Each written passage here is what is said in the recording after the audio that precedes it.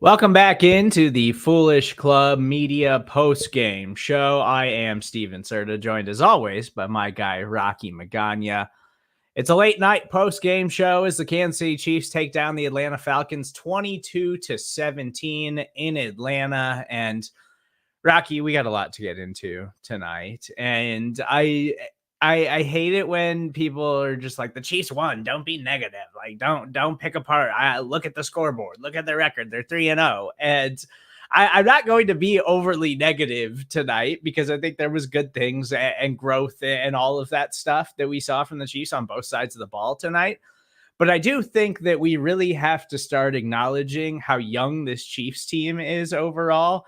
And there's going to be some ups and downs. And tonight, even though they were in this thing and it never got out of hand and the defense played really well and they made enough plays to walk away with the win, there was still some growing pains that are continuing to pop up and some things that you got to hope that they figure out as the season goes on. But Rocky, overall, fine game from the Kansas City Chiefs. I don't think there's too much to really take away from this thing. And I don't want to be overly dramatic about the entire thing because a win is a win in the NFL. The Kansas City Chiefs are 3-0. And they've won in multiple different ways, despite the fact that they continue to play in these tight contests. And it feels like half the time they're just shooting themselves in the foot.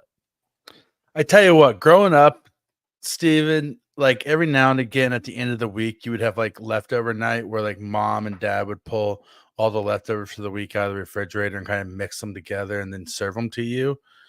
And that's what this game felt like. Like it didn't taste good going down, but it was still dinner. Right. Like it's a win, but it didn't taste good. I don't ever want to eat this meal again for as long as I live.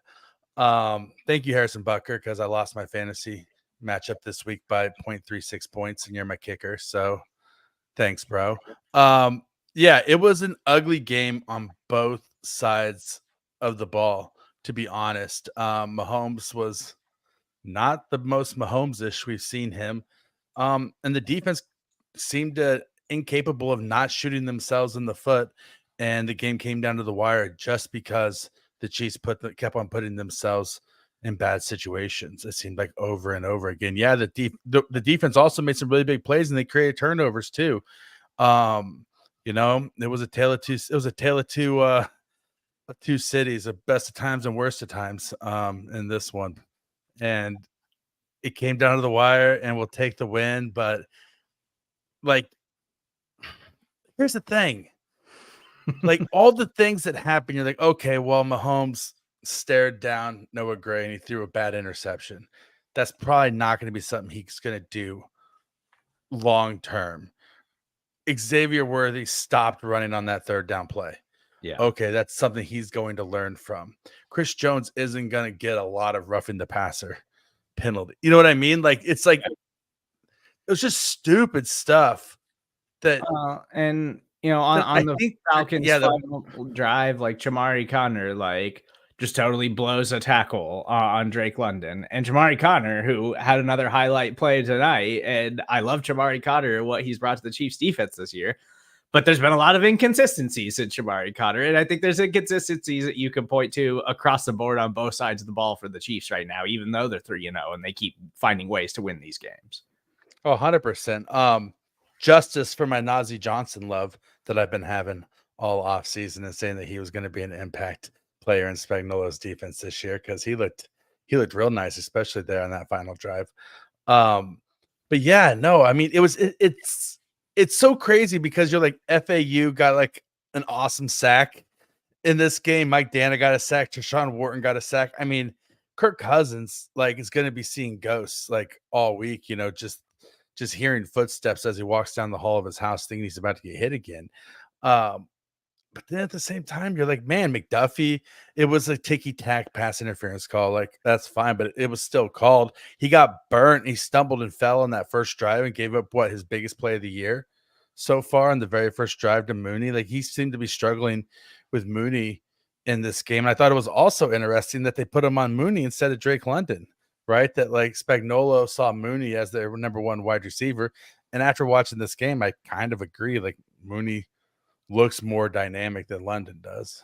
Yeah, I thought that was interesting too. And maybe it's just because Drake London's got such a massive size advantage on Trent McDuffie. Like Drake London is a very big bodied wide receiver, very long, very tall and lanky. Like so maybe there's something with that, but maybe it is the speed of Mooney. So I want to get into all of that stuff tonight, as we do each and every week. I want to remind you guys, please make sure you subscribe, rate, and review everything that we're doing here on Foolish Club Media. And please head over to our YouTube page and join us over there. We're doing tons of stuff on a daily basis over there now. So we appreciate any and all support that you can give us. But where I do really want to start before we dive into everything, because I do think there was a lot of things that we can pick apart from tonight's game, I want to acknowledge the play of Nick Bolton tonight, because in week one, we talked about it. Nick Bolton was not good week one against the Baltimore Ravens, and he just did not look like he was up to speed, and he had been little bit banged up in training camp, and he's in this contract season, but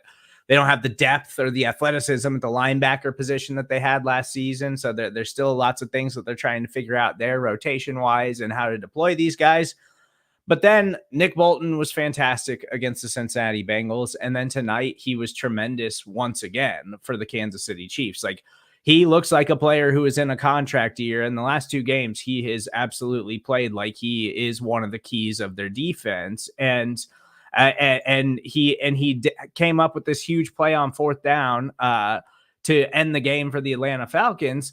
And he did that after he had already exited the game earlier in the fourth quarter with some kind of like back issue. I'm assuming he was having like back spasms or something, because he had grabbed at his back on a previous series and then got banged up and wound up having to leave the game. So I just wanted to acknowledge, Rocky, that for a defense that still is figuring things out, still has tons of young players that are still finding their way in the NFL, Nick Bolton, even though he is a young player still himself, is a veteran presence on this team who really stepped up tonight, and I was really impressed. And they don't win this game. Like, if he's not able to return in the fourth quarter, I'm not totally sure that they win this game if he isn't out there to make that fourth down stop, because he was tremendous on Sunday night. I mean, justice for Nick Bolton. I mean, I was worried about Nick Bolton coming into this game. He hadn't looked good the first two games of the season, but I think also you saw a little bit of shift in the Chiefs mentality with Nick Bolton. He wasn't in coverage a lot tonight, right? Like, the Chiefs played to Nick Bolton's strengths, which are, okay, read the run, stop the run, play close to the line of scrimmage, take on an offensive lineman one-on-one and occupy him to free up somebody else. Like these are the things that Nick Bolton is really, really good at. And Nick Bolton is a tough SOB. Like, we know Nick Bolton is a tough SOB. He's a hard-nosed type of guy. And like, obviously that crucial fourth down stop there was awesome play recognition and way to drive on the ball. And that was super great. But what might even be more impressive is the play after he went down with that back spasm injury. And then, like, the very next play, he nearly intercepts the ball. Like, he jumps up and tips the ball to force a fourth down, and so just gutting it out and playing through the pain like that was awesome. The play recognition, he was in the right place in the right time. Definitely a bright spot on this defense today, where, and I mean, that's the whole thing, is it wasn't like, even when you look at the guys who made mistakes, there wasn't a lot of guys who I would say had a bad game, sans Justin Reed. Like, I would say Justin Reed wants to forget today's game. We'll get into that a little bit, because I have an opinion about why I think he struggled today. Yeah. But shocking, I have an opinion, Steven Serda, even though I'm seeing a therapist and I'm trying to, be more woo-saw in my personal life. But, I still, I'm a fiery Latin young man. But yeah, I'm just saying Nick Bolton was a bright spot in this one. And honestly, like, even though Drew Tranquil struggled a little bit in coverage, it looked like, I still think that he played a pretty solid game as well. The Chiefs linebackers didn't look like a liability in this game for the most part. Yeah, I don't love how they deployed Jack Cochran in place of Nick Bolton. Like, I got to imagine that there's schematically a better answer than that. Jaden Hicks.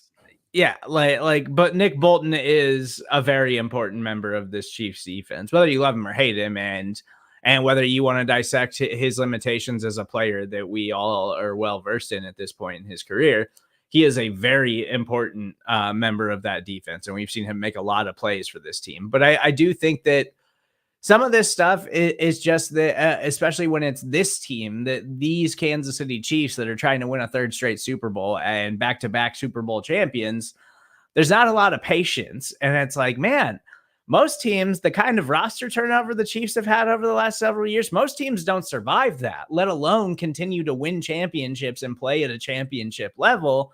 The Chiefs have the 4th youngest roster in the NFL right now, Rocky. Like, there's still a lot of development going on with these guys. I know they've done an incredible job drafting and developing, but there's still a lot of things for these guys to learn and a lot of growth for them to make. But one guy who deserves to be held to a higher standard and absolutely should be is Patrick Mahomes. And I thought Mahomes settled down a little bit in the second half of this one, Rocky, but in the first half, I'm not really sure what was going on. Mahomes was just off the mark the entire first half, like has the bad interception and then, was just inaccurate with a lot of his passes, throwing things behind wide receivers. And it just wasn't clean and it wasn't easy. And, we talk about the defense going through growing pains and the offense is certainly doing that right now too.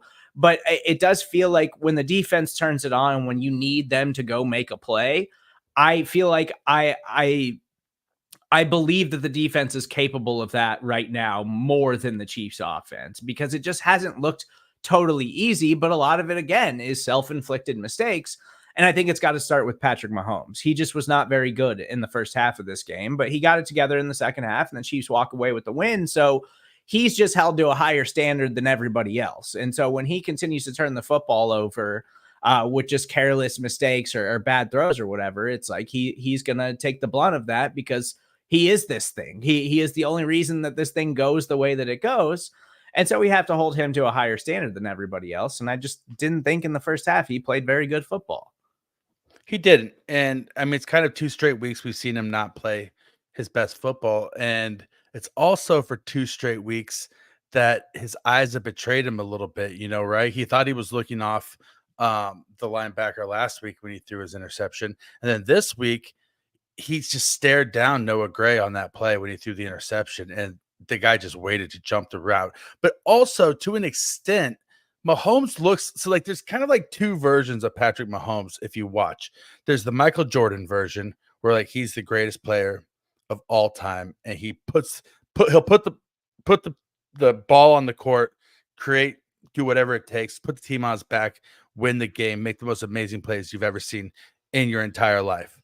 And then there's also kind of a Steph Curry version of Patrick Mahomes, which is still really, really good, but he's out there. He's not really driving the ball. He's just kind of flicking it around. He's trying to do touch passes. He's playing a little bit of a dink and dunk. And he's not just like putting his foot in the ball and just driving the damn ball down the field like he can, right? I think we saw that in the second half, especially on that first pass to Kelsey. He threw a rope, right? Like 20 yards down the field to Kelsey, or 10 yards, however long it was down the field to Kelsey. And I think you saw him just stick his foot in the ground and just throw the ball more in the second half, which I think he's got a cannon for an arm, but I think that so much of it has been recently his game has been predicated on people playing, cover 2 on him, like shell defense, that he has to kind of dink and dunk. Yeah. And a little bit, he kind of gets into like that Steph, like Steph Curry, when he passes the ball, there's like a lot of lob passes and some weird high dribbles. And you're like, how's this guy protect the ball and not lose it nonstop? But he does. And Mahomes is the same way, except for the times when he does it a little too much, he starts turning the ball over. I think that he just had to hit reset, at halftime and just be like, you know what, like less dink and dunk Mahomes, more Brett Favre Mahomes, right? Like the guy's just going to go out there and rip it a little bit, and obviously he wouldn't like stretch the field really too much in this game, but I think he had like that mentality more, And I put that in my notes because he had I think it was 27-yard pass play to Rashee Rice, which I think was his final reception, and another amazing performance from him. We'll get into him here in a second, but I felt like that was the first time all night I was like, he finally ripped one downfield. Like, yeah, because you're totally right. Everything just felt like touch passes, lob passes, where it's not like, he's just lofting it up into the air. And it's like, we know you can throw things on a rope. So why are we lofting everything down the football field like that? And then he finally ripped that one to Rashee Rice. And, he obviously got it together in the second half. And I think that better days are ahead as they figure some things out on offense. Losing Isaiah Pacheco was a tough blow, but Carson Steele looked fine tonight. Samaje Perine got involved more. Maybe Kareem Hunt's going to be in the mix here moving forward. Like, I'm not particularly worried about that because I think they can get by on the ground with a committee style approach with those three running backs. But it's the passing offense because it hasn't really manifested downfield, I think, the way that we envisioned before the season started. But that's fine. I'm totally fine with the Chiefs going on 15 play drives as long as they're still ending in touchdowns. The only thing that I have a big issue with so far this season is that, like, the red zone issues are still a huge problem. Like, they still have problems when the field gets short and they try to put it in the end zone. It just doesn't look easy ever. And I just want it to look easier again for the Chiefs offense like we've seen it in the past. And I do think that they're fully capable of that happening. I think Xavier Worthy is a rookie who's going to have a lot of ups and downs, but he's going to have some splash games here and there. And they're still figuring that out. And eventually teams are going to start commanding all of their attention towards Rashee Rice because Rashee Rice has been absolutely incredible. And he has been the focal point of the Chiefs offense. Like, he has basically been carrying their passing game. Rocky Rashee Rice, 12 catches tonight, 110 yards and a touchdown on 14 targets. And he was their entire offense in the first half. Nobody else did anything for the Chiefs offensively in the first half of this football game besides Rashee Rice. And then he goes down for a minute and it seems like he was totally fine. Like, he just got the wind knocked out of him or something. And so it seems like he's okay. But now it's to the point where he's becoming so important to the offense. I'm getting nervous if something happens to Rashee Rice. What the hell is this thing going to look like? Because Rashee Rice has been absolutely amazing, and I want them to keep feeding him because I think he's a fantastic player, and he's going to have a monster season for the Kansas City Chiefs. They just need some consistency from literally anybody else, so they can actually, like, rely on things and open things up downfield a little bit more because they're finding tons of success with Rice, but that's not going to keep happening as defenses decide to start focusing in on him instead of Travis Kelce. Well, I agree with you. I think that as defenses start to key in on Rashee Rice, though, it may open up Travis Kelce, right? Like, Travis Kelce is still a very effective player, right? Like Travis Kelce hasn't lost anything. Like, they're just double teaming him, which is opening up Rice. So if they start double teaming Rice or trying to take Rice away, I think it will open up Kelce. Has there ever been a bigger touchdown vulture than Juju Smith-Schuster? Though, right? Rice goes out for like one play, and Juju is like Jake Taylor from Major League. Like, when he laid down that bunt in the end of the first movie, just two bad knees, just gutting it across the field as fast as he can, trying to get in the end zone because he knows this is like his one opportunity, to get his touchdown. And good for him, right? And other than that, though, right? You got old man Schuster, who runs like he's 30 years older than he actually is. And then Justin Watson is going to make one clutch play every single game for you. He's going to make one really awesome play that you need at that exact moment, and then he's going to disappear for the rest of the game. And so, yeah, aside from Rashee Rice, like, they don't have another consistent pass catcher because teams are taking away Travis Kelce. So it is a little concerning because the Chiefs, when he went down, I was like, well, this is the one guy the Chiefs can't afford to lose. But that's only because a lot of teams wouldn't be able to weather losing their wide receiver one in Hollywood Brown, losing their starting running back, right? Like the Chiefs have faced some injury concerns to their offense. Their number 2 running back, hasn't been able to play yet this year.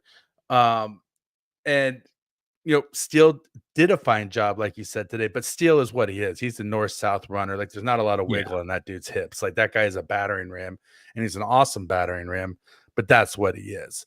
And so, yeah, like, the second that Rashee Rice went down, I had the prayer circle up. I was lighting all the candles, to every single saint in my living room, everything that I could do, all my Hail Marys, rosary was out, hedge of protection around Rashee Rice, in the moment.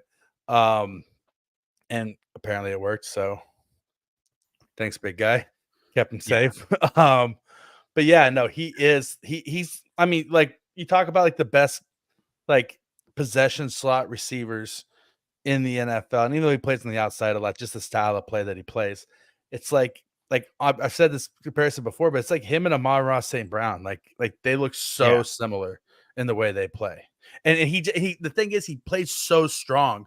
Like it's not just like getting open, making the catch in traffic, it's the yak yards too. Like he's like pinballing off of people, and that crazy spin move he does to keep going and get an extra 5-6 yards after the catch. You know, it's everything that he does that he's just such a tough, hard-nosed player. He basically never goes down on first contact. Like it's just impossible to get him on the ground when you initially hit him. And that's why he's such a fun player to watch. You know, he's not Tyreek Hill. He's not the most explosive wide receiver in the NFL. But I totally agree with you on the Amon-Ra stuff, where like that is why he is so successful on that over the middle of the field stuff. Is he's really good at breaking tackles. He's really good at getting open in space and just finding the soft spots in the zone and things like that. And Rashee Rice has taken that huge step this season, and he looks like an absolute superstar for the Kansas City Chiefs offense. And I do think that you're right. And it's like, if Rashee Rice is going to start getting more attention from these defenses, like there's too large of a sample size now. And if everybody is still saying Travis Kelce is the guy, he is the one that we have to go shut down to slow down the Kansas City Chiefs offense, then they haven't watched the Chiefs' first 3 games, because Rashee Rice is clearly the number 1 option right now. And I don't think it's that close. But there is a lot of attention still going towards Travis Kelce. We saw what the Bengals did last week. They were basically just bracketing Kelce the entire game. And then tonight, they've got Justin Simmons and Jesse Bates, 2 very talented safeties in that Atlanta secondary, and they were keying in on Kelce pretty much all night. And the Chiefs did. It felt like to start the second half, the Chiefs were actually trying to go out there and get Kelce involved. And he ends the night with 4 catches for 30 yards. But at the end of the day, I understand that defenses are trying to take him away, and they're saying, make Rice beat us, make Worthy beat us, make all the other guys beat us. And that's been good enough so far, but eventually they are going to need a little bit more from Travis Kelce. And I am hoping that as defenses try to key in on Rashee Rice a little bit more, that's going to make things easier for Travis Kelce. But they just got to find somebody else in this offense moving forward, even though they're continuing to win. And even though I still think they're the best team in the NFL right now, they're still my favorite to win the Super Bowl again this season. You just got to find some other options, because I don't want to go through another spell like last season where the offense looks totally dysfunctional. There's too much talent on that side of the ball for that to happen again this season. I just think that they've got to find some more consistency outside of Rashee Rice, because through 3 games, he's been the only thing that you can bank on every week. Oh, you're 100% right. He is the only thing you can bank on every single week. But I think it's also because Xavier Worthy is a rookie downfield threat, like by default. I think I said the same thing last week. Wide receiver is a tricky position, especially deep ball guys, right? Like, yeah, they said, okay, we don't like. I think they tried to get Worthy going a little bit. They said, all right, we don't have Pacheco at running back this week, so we're gonna try to do like 20 swing passes to Xavier Worthy, right? Like on the outside, and just try to get the ball in his hands in motion moving forward and see what he can do with the ball. And they had some success with it, but nothing broke for a big play. And on those plays, if you don't break it for a big play, then it's just going to show up in the box score like a 5-yard reception, which, 17 5-yard receptions gets you a touchdown, And so it just depends, like they do have to find that other consistent, passing game contributor. The problem is if it's not going to be Kelce, then who? It's not Juju at this point in his career. It's not Juju. You mentioned Juju being young, and I was like, he is really young, isn't he? I was like, he's not 30 years old yet. No, Juju Smith-Schuster is only 27 years old, and he looks like he's 45. That's what I'm saying. Like Juju Smith-Schuster is what Greg Odom of football players, right? Like he looks like LeBron James's dad when he was drafted, kind of thing. Yeah. Those joints hurt for old Juju. Yeah, he's got the arthritis. He's got the rheumatoid arthritis, in his joints. And it sucks because like they do need to find another like passing option, but I think that they were counting on Hollywood Brown, right? And maybe Hollywood Brown will be back at some point. And we might be in for another regular season of a lot of close games and maybe a stupid loss or two. And the Chiefs are going to end up winning the AFC West. And guess what? They are going to flip the switch in the playoffs. Like, that's the thing. It's like, I want to be like, this offense has to play better if they want to win the Super Bowl this year. But at the same time, I'm like, I've done this for so many years in a row. Am I ever just going to learn my lesson and say, like the 1 year where I don't freak out about them playing like crap in a game, it's going to be the year where they end up losing to the Bengals in the AFC Championship again. And I'm just going to be pissed off. And I see a lot of you guys in the comments. Please keep hanging out with us. We'll be here for a little bit longer, breaking down the Kansas City Chiefs win on Sunday Night Football over the Atlanta Falcons.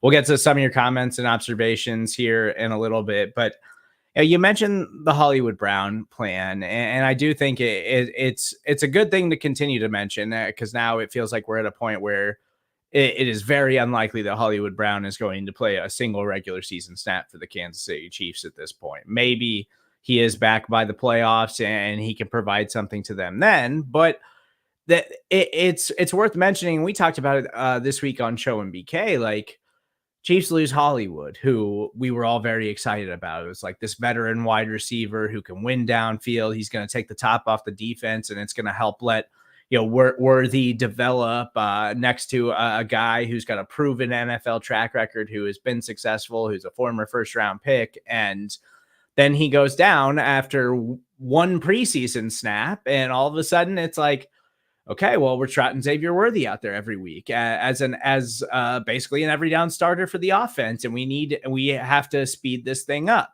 Okay, Kingsley is our day one starting left tackle.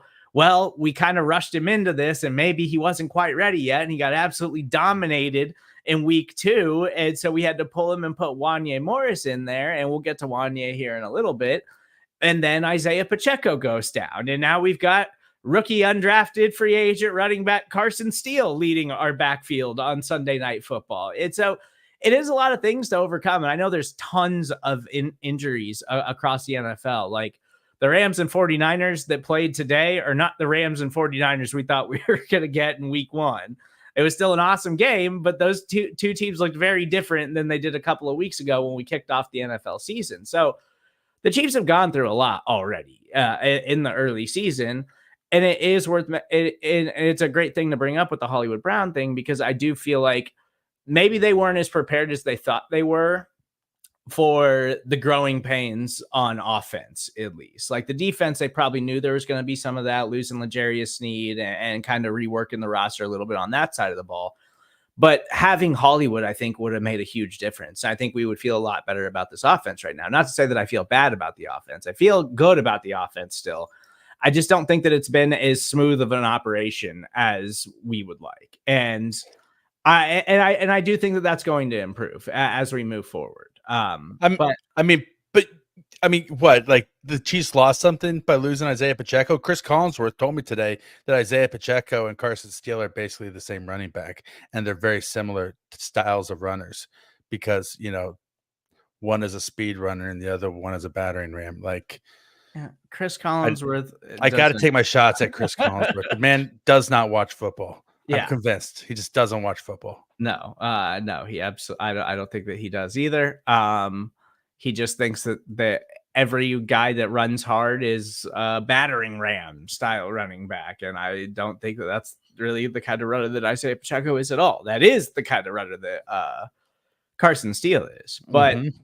I do want to talk about the tackle situation, because obviously this was a big thing as we were getting up for week 3 against the Atlanta Falcons. It was like, is Kingsley going to get the nod, or is he benched right now? Or are you going to roll with Wanya after Kingsley's disaster performance in week 2, where I still think the Chiefs should have tried to give him a little bit more help, but it's kind of like a philosophy thing with them. Like, they don't like to do that. They want you to get beat up, and they want you to learn from your mistakes and try to get better. So I don't disagree with the approach necessarily, but I really thought that they would go back to Kingsley this week and give him another chance against, in my opinion, a much softer Atlanta Falcons pass rush than what the Cincinnati Bengals are bringing to the table with Trey Hendrickson.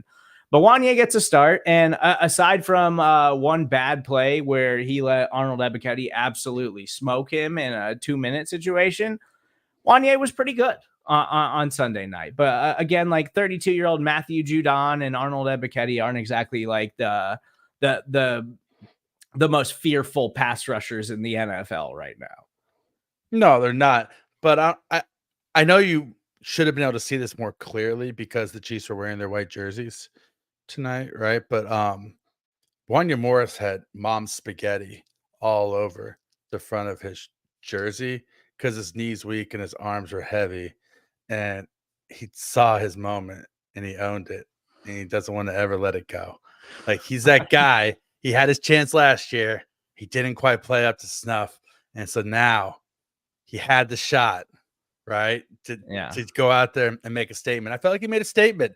I don't think that you go back to Kingsley immediately right now. Does that mean that Kingsley's not the left tackle of the future? No, that doesn't mean that at all. But it means that right now, Wanya Morris is going to help you win more football games.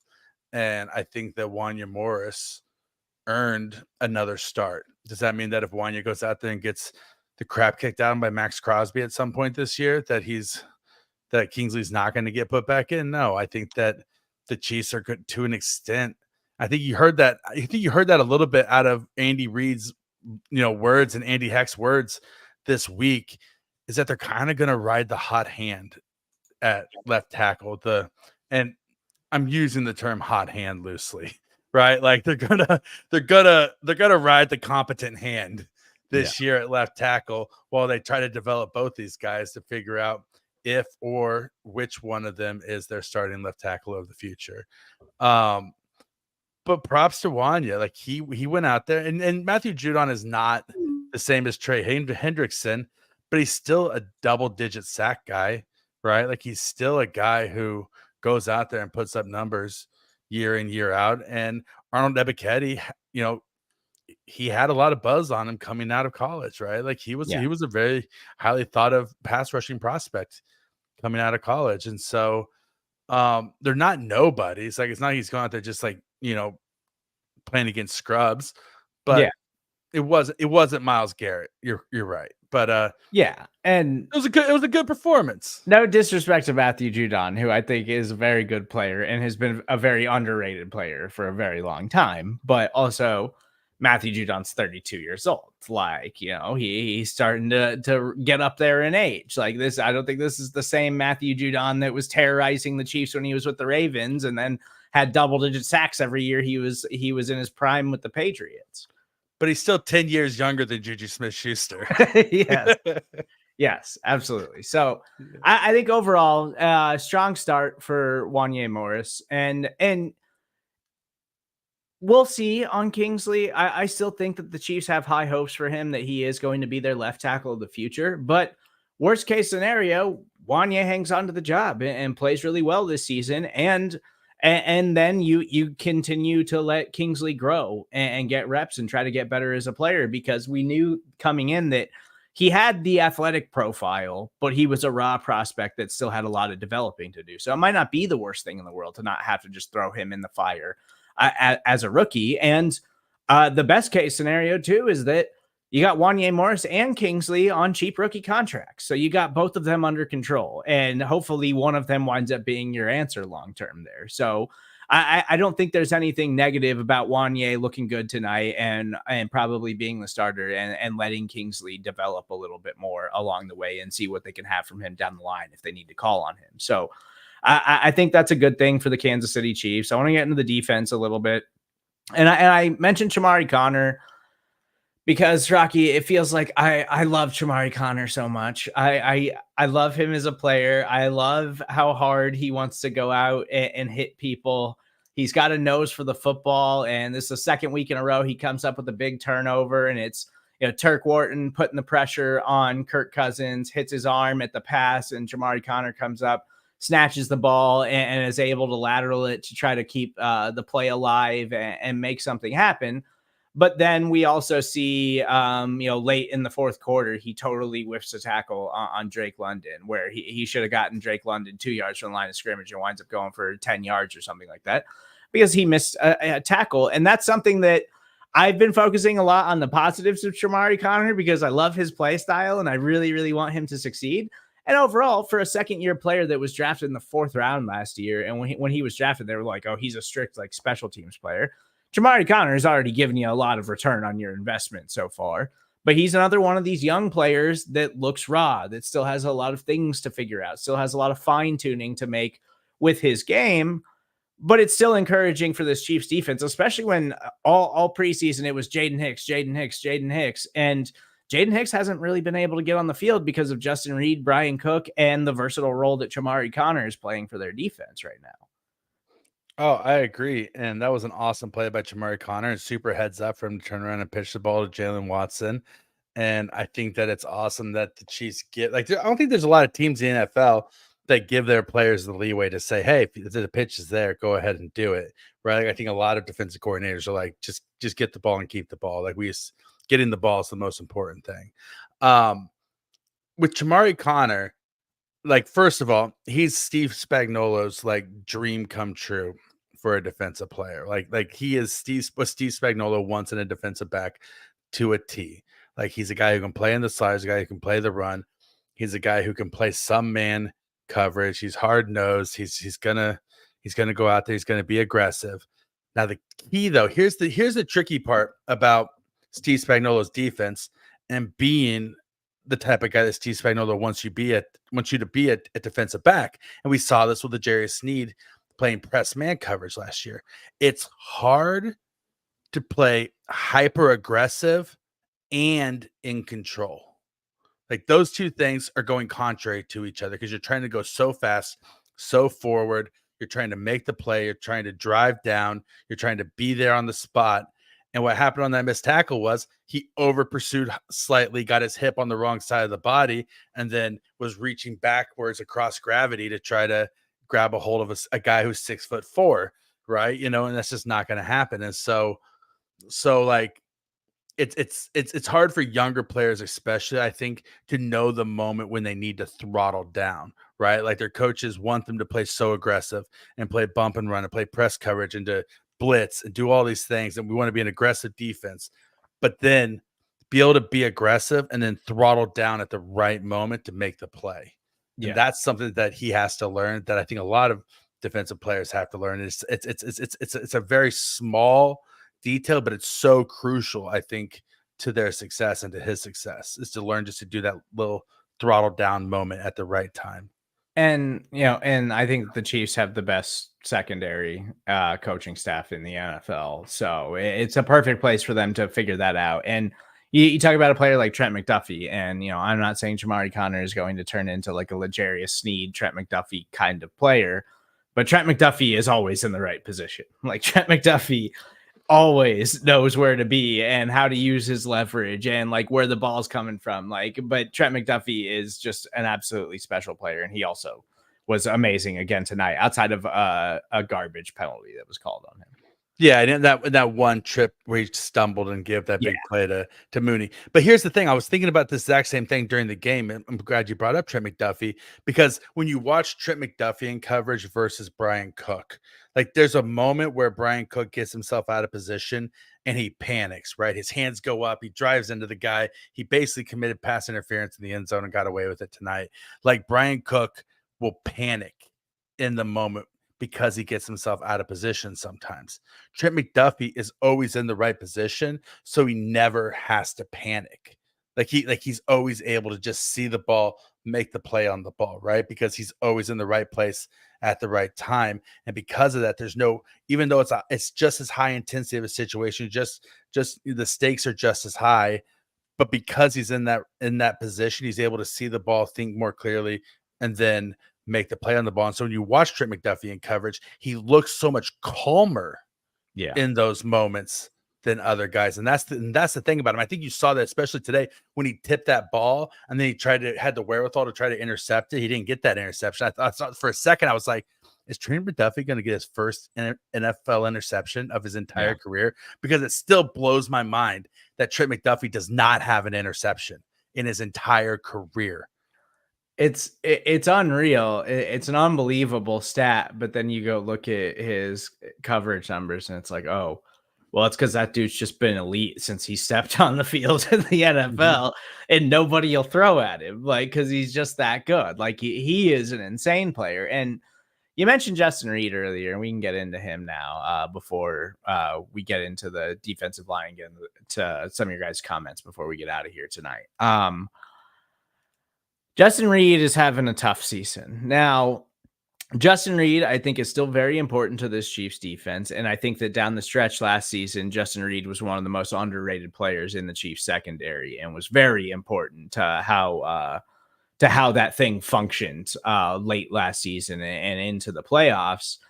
But he had this quad injury, missed the entirety of training camp, basically, but is able to ramp up and get ready for the regular season. And so through 3 games, Justin Reed has been kind of rough in coverage. Like he still looks like he's that good, strong box safety, can come up and make tackles, and he's hard to get away from when he gets his hands around you and all of that stuff. But he has looked rough in coverage through 3 games. And I don't know if it's the injury. I don't know if he's still trying to get closer to 100% after basically missing all of training camp.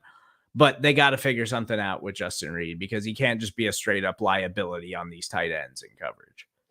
Well, and I think a lot of it is schematic too. Like that's what I was going to say earlier, is that you watch him, he's playing so close to the line of scrimmage in this big nickel that Spags loves to run, that he's essentially playing like slot corner a lot of the time, right? And he's just like he's a good safety, but there's a reason why he's a safety and not a cornerback in the NFL. Right. And so I think that his skill set, he's much more used to kind of like reading and seeing the guy coming at him and then shading over to coverage, making the deep play, maybe coming down and helping and keeping everything in front of him. But what he's having to do is like shadow these guys in man defense a lot of the time. And I think that he's struggling with that because it's not his skill set. And I was looking at it this week for the AP Premier newsletter that went out with Kyle Pitts, and it was something like there was like 6 games that Next Gen Stats charted Kyle Pitts routes over the last 2 years, and in those games it was something crazy like 75% of those routes went beyond 10 yards. Like Kyle Pitts just doesn't run short routes over the middle. Like he runs downfield, down the seams, out patterns for 15 yards, whatever. Like he's an outside of the box, receiver in the NFL, right? Like he had that one inline catch tonight, but for the most part, he was spread out wide. And so on that big play that he gave up to Kyle Pitts, Justin Reed was hedging and sitting on the inside, the possibility of the inside break for the short route. And I'm like, if you've watched film against Kyle Pitts, like, he's not taking that short route. Yeah. He's going 10 plus yards every damn time. Why are you sitting on the short route, Justin Reed? Like you're out of position right there because you gave him the breakout to go deep over to the sidelines. And I'm like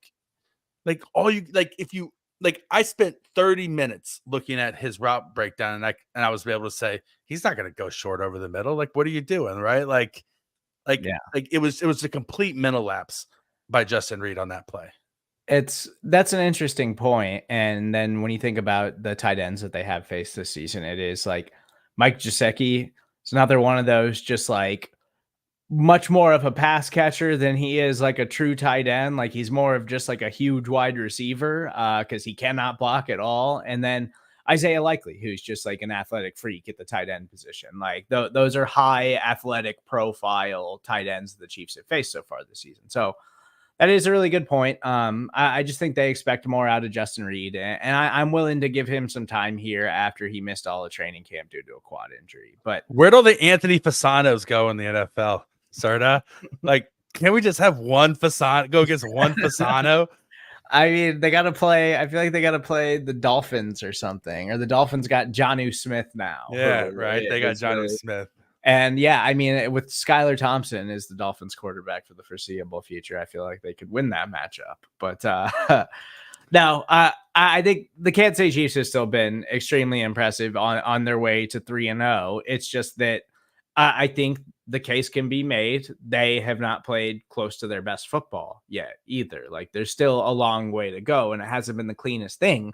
But the most encouraging thing about a team that's trying to make NFL history this season is that I don't think anyone else has really set themselves apart from the Kansas City Chiefs in the NFL right now. And I think the Chiefs still look like they are hands down the best team in football, despite the fact that they're still tinkering and figuring things out. But before we get into some of your guys' comments, I just want to shout out Turk Wharton. I feel like we haven't talked about him enough on the post-game show, Rocky. And we know Chris Jones gets all the love because Chris Jones is amazing and dominant, and he just makes everybody else's lives so much easier.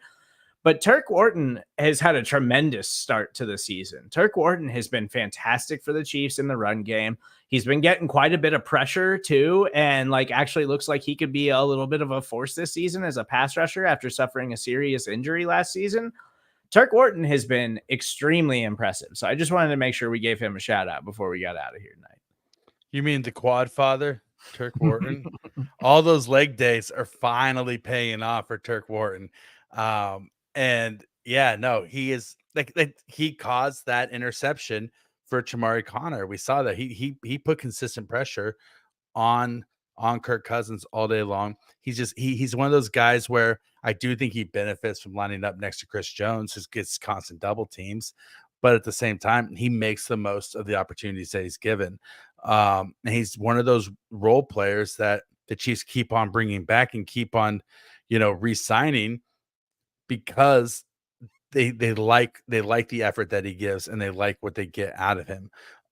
He's never going to be a 10 sack guy, but he's going to be one of those guys who's going to play 10 seasons for the Chiefs and hopefully win 8 Super Bowls, right? That's what we're going for here. 10 seasons, 8 Super Bowls for Turk Wharton, something like that.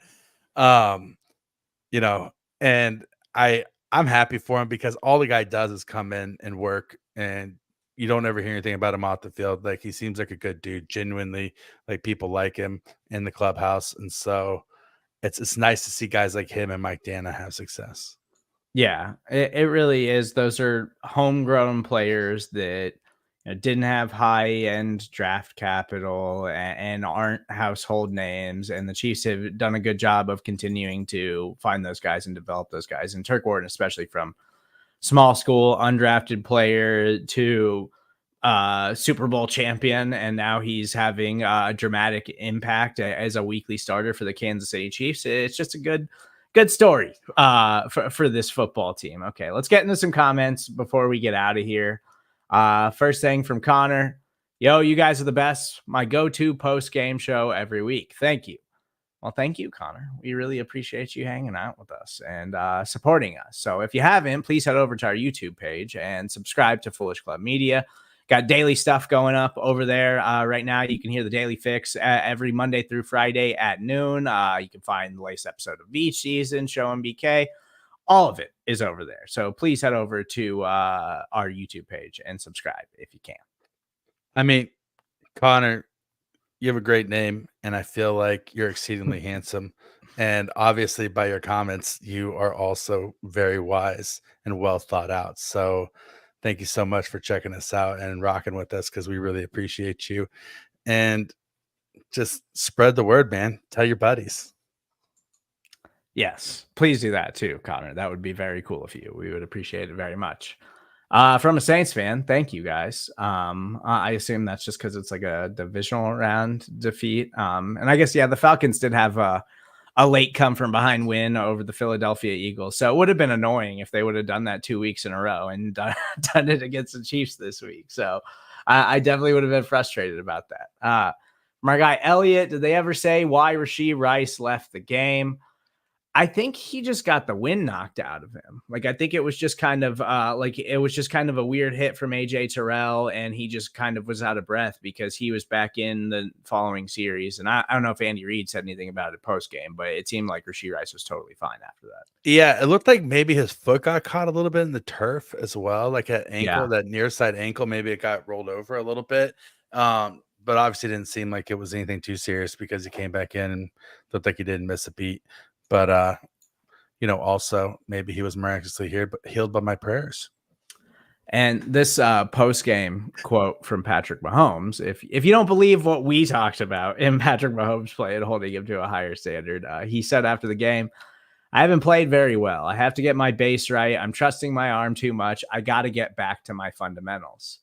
Totally agree, Patrick. We know you're the greatest in the world, but sometimes we all go through some ups and downs, and hasn't been perfect to start the regular season. So It's funny that he says that because he said the same thing to Chris Sims last year. He said he utilizes the bye week to get his fundamentals back into because he gets so far out of whack during the games.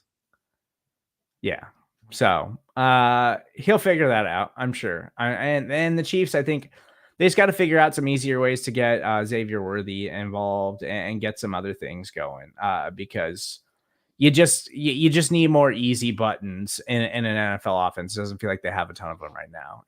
If Kelsey is going to flip the switch in the playoffs, then can somebody else contribute something until then? Like, that's exactly what I'm talking about. Like, can it be Xavier Worthy, Andy? Can we find ways to get him involved besides end arounds and jet sweeps? Like, it would be cool to get him open down the field and actually take some shots that way, because that's what you brought him in for. You know what it's going to be? It's going to be the Kareem Hunt renaissance, bro. Give it 2 weeks, and I mean, it would be fine. That would be a fun story, I guess. It'd be a fun story. Returns after all these years, and the way he exited Kansas City, like, yeah, that would be interesting at the very least. You know what I was thinking about this week is that the Chiefs running back room is kind of like what's the longest yard? Like the longest yard version of a running back room. Like, you have like the star guy goes down, gets injured. You have the undrafted rookie free agent. You have the veteran in Clyde Edwards-Helaire who's going through some things but sorting them out. And then you have like the disgraced guy who comes back in and does something. Like, it just seems like a band of misfits. And those are some of the best stories, right? Yeah. A band of misfits comes together and they win a Super Bowl. That's what it's going to be. Yeah, I'm fine with that. That works. But again, the Kansas City Chiefs take down the Atlanta Falcons 22-17. They improved to 3-0 on the regular season.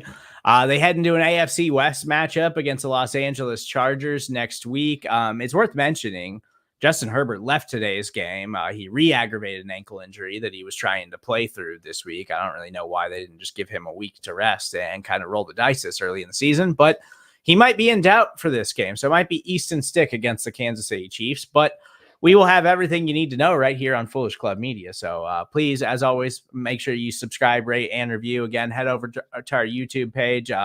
You guys have been so incredible at the start of the season, and me and Rocky are going to have fun covering these games for you each and every week moving forward. Rocky, any last words on the 3-0 Kansas City Chiefs before we get out of here? I mean, you never look a gift horse in the mouth, right? Like, a win is a win. You're going 3-0 against a division rival. Chiefs have a 1-game lead in their division right now, right? And so they have a chance to make it a 2-game lead next week. It wasn't what we wanted, but it's what we got. It's good enough. Learn from it, move on. Yeah, you're easily the top dog in the division. The Chargers might not have Justin Herbert next week. The Broncos out of nowhere put on a really impressive defensive performance today. The Raiders got smacked by the Carolina Panthers, which for the last 2 weeks looked like the worst NFL team I had ever seen in my life. So it's AFC West football. So make sure you stay locked in here on Foolish Club Media. We'll have everything you guys need to know ahead of Chiefs and Chargers next week.